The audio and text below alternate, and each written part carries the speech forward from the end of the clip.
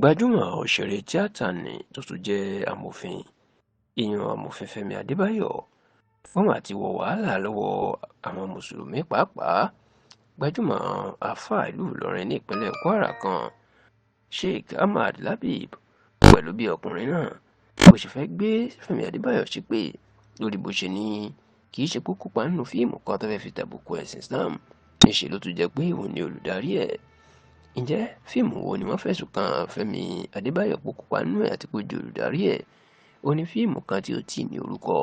tó jẹ́ pé wọ́n kàn rárá fi àwòrán ẹ̀ wọ́n fi sórí ẹ̀rọ ayélujára ni.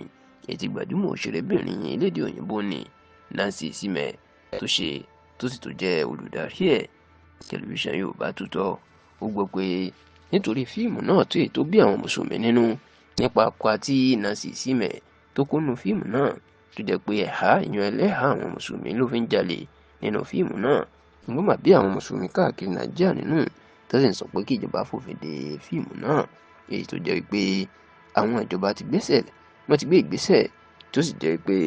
àwọn èèyàn ti ń bá Nancy Isime wọ́n ti ń bá bẹ̀bẹ̀ wípé kí ìjọba má gbéṣẹ́ kúrò nínú fíìmù náà. Ṣáà bó tilẹ̀ jẹ́ pé àwọn èèyàn mọ̀ pé ọmọ Yorùbá kankan kópa nínú fíìmù tí ò tí ì ní orúkọ náà tó sì fẹ́ gbé jáde,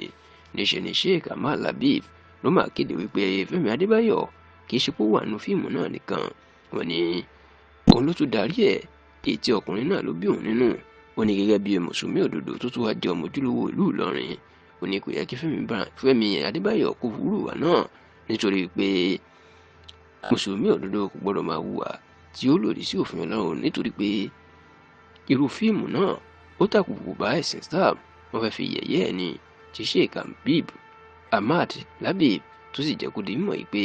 kí àwọn ẹbí